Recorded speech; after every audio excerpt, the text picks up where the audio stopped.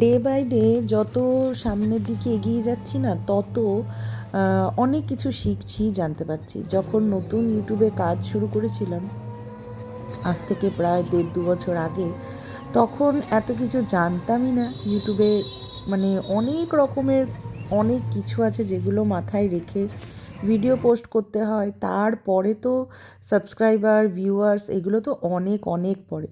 তো প্রথম ধাপটা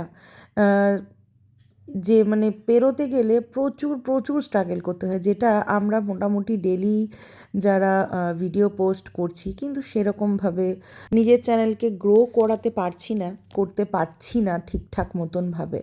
তো তারাই একমাত্র জানবে। তো গতকাল আমি একটা গান, লতা মঙ্গেশকরজির গাওয়া গান লাগ যা গালে, ওই গানটা আমি একটু রান্না করতে করতে জাস্ট ট্রাই করছিলাম।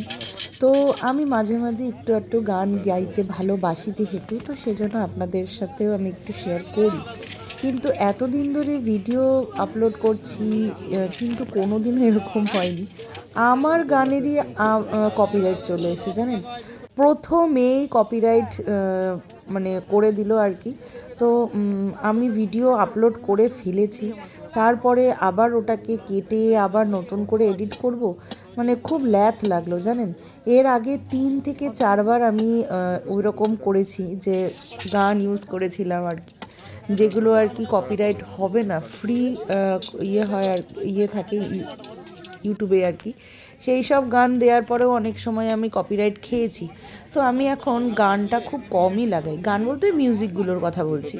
তো নিজে গেয়েছি সেইটাতেও কপিরাইট চলে এলো। ভাবা যায়, নেক্সট টাইম থেকে নিজেরও গাওয়া গান বন্ধ করে দিতে হবে। শর্টসে একবার কপিরাইট খেয়েছিলাম, তারপরে থেকে ওই কয়েক সেকেন্ডের সেখানেও এরকম কপিরাইট হয়ে গেল। মানে কী যে অবস্থা, কী যে হবে কে জানে। মানে একটুখানি স্বাদ করে গাইবো, সেটাও খুব সমস্যা হয়ে যায়। তো জানি না এটা কেন হলো। আর নিজের ল্যাথের কারণে সেটা ডিলিট করে মানে ঠিক করাও হলো না।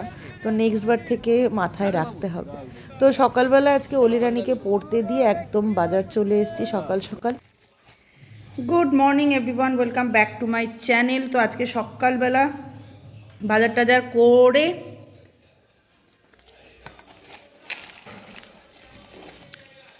বাইরে থেকে একটু কচুরি নিয়ে এলাম। কচুরিও নিয়ে এসেছি, ইডলিও নিয়ে এসেছি, অল্প অল্প করে। মিস্টার দাসের আজকে নাইট ছিল, ওকে বললাম যে অলিরানির পড়া আছে 8:30 থেকে, তো তুমি বাজারে চলে এসো, আমি ওই দিক থেকে অলিরানিকে দিয়ে আমি বাজারে চলে যাব। তো ওই করেই আর কি খুব তাড়াতাড়ি বাজার করে নিয়ে এসেছি।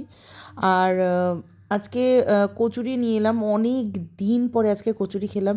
মনটা না খুব কচুরি কচুরি করছিল, তবে বেশি খাইনি। দেখুন, 2টো কচুরি আর 1 থালা তরকারি। কে খাবে এত তরকারি? তরকারিটা ফেলাই যাবে। আর এই সমস্ত তরকারি না এই গরম গরম কচুরির সাথেই ভালো লাগে, আর তাছাড়া আর অন্য কিছুর সাথে ভালো লাগে না। তো যাই হোক, খেয়ে নিই, কারণ আজকে বাজার রেখেই খেতে বসে গেছি। প্রচণ্ড খিদে পেয়েছে সব। গতকালের ভিডিও নিয়ে বক বক করতে করতে আজকে কি বাজার করলাম সেটাই আপনাদেরকে দেখানো হয়নি। আজকে অনেক কিছু বাজার করেছি। কই মাছ দেখে মিস্টার দাস লোভ সামলাতে পারেনি। আর আমার না কই মাছটা খুব একটা ভালো লাগে না, তো শুধুমাত্র ওর জন্যই নেওয়া হয়েছে কই মাছ। কই মাছের সাইজটা না দারুণ সাইজ ছিল। আর নিয়েছি অল্প করে মাছের ডিম আর তেলাপিয়া। তেলাপিয়া মাছটা আমার খেতে খুব ভাল লাগে, আবার ওটা আবার মিস্টার দাস পছন্দ করে না। তো আজকে দুজন 2 রকমের মাছ খাবে। আর কই মাছটা নেয়ার পরে মিস্টার দাস বলছে যে আমার আজকে দুপুরে নেমন্তন্ন আছে, আমি আজকে দুপুরে খাবো না। তাড়াক করে গেল, মাথাটা গরম হয়ে। কই মাছটা দেখেই আমার সাইজটা বেশ ভালো লাগলো। আমি খাই না তাতে কি হয়েছে, মিস্টার দাসের জন্য আজকে তেল কই বানাতাম, প্লাস আপনাদের সাথেও একটা নতুন রেসিপি শেয়ার করা হতো। অনেক দিন পরে তেল কই রান্না করতাম, কিন্তু যখন ওই যে ও বলল ও দুপুরে খাবে না আর ও তেল কইও খাবে না, তখনই না মনটা খারাপ হয়ে গেল। কেন বলেন তো? আমি ভিডিও করতে পারবো না তার জন্য। আর অলিরানির পরীক্ষাটা এখন এমন একটা পর্যায়ে যে ওকে পড়াতে পড়াতে গোটা সন্ধেটা পেরিয়ে যাচ্ছে, যে সন্ধেবেলাতে কিছু একটা রান্না করে আপনার কাছে শেয়ার করব বা বাইরে কোথাও যাব, কিছুই হবে না যতদিন না ওর পরীক্ষাটা শেষ না হচ্ছে। আসলে ছোট তো, ওকে পড়া দিয়ে যদি আমি অন্য কিছু করি না, ও না পড়তেই চায় না। মা তুমি এসো না, মা এটা করো, এটা কি ওটা কি, আর নইলে চুপ করেই বসে থাকবে। তো ওই জন্য না রিস্ক দিতে পারছি না, মানে আমার কাজের জন্য ওর কেন ক্ষতি করব। তো এই হচ্ছে ব্যাপার। তো যাই হোক, ওই তেলাপিয়া মাছের সর্ষে দিয়ে হবে। তো ওই সর্ষের মধ্যেই ওর কই মাছটা দিয়ে দেবো। আর এবেলা বললো, ওই আমি যেহেতু চিৎকার করলাম একটু যে তাহলে কই মাছটা নিলে কেন, তখন ও বলছে যে না আমি খাবো, তবে হ্যাঁ কই মাছ ভাজা খাবো, ঘি দিয়ে মাছের ডিম দিয়ে কই মাছ ভাজা দিয়ে খাবো। তো আমি বললাম যে ঠিক আছে তাহলে তাই হবে। কালকের মাসকাবাড়ি বাজারগুলো গোছানো হয়নি।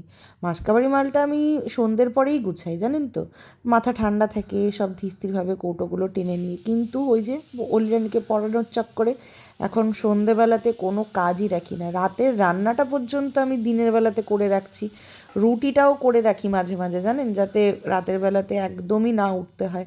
জাস্ট উঠবো, খাবো, শুয়ে পড়বো, এই রকম একটা ব্যাপার হচ্ছে। আজ 3-4 দিন ধরে সেম কেস হয়ে যাচ্ছে। তবে না আজকে মনে হচ্ছে রাতের বেলাতেই করতে হবে, কারণ এই সমস্ত করতে করতে ঘড়িতে কখন যে দেখছি 1টা বেজে গেছে আমি টেরই পাইনি। সময়টা যে কখন বেরিয়ে যাচ্ছে, দিন থেকে রাত হচ্ছে, রাত থেকে আবার দিন হচ্ছে, না সত্যিই বুঝতে পারছি না।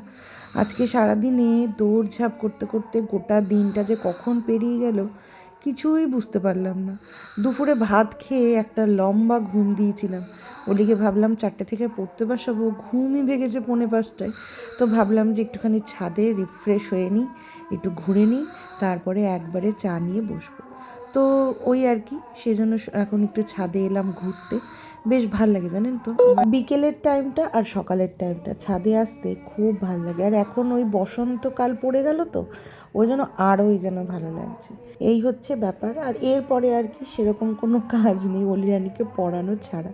তো আজকের জন্য ব্লগটা এই অবধিই রাখছি। দেখা হবে কালকের একটা ব্লগে। সবাই ভালো থাকবেন, সুস্থ থাকবেন, সবাইকে ভালো রাখবেন। টাটা।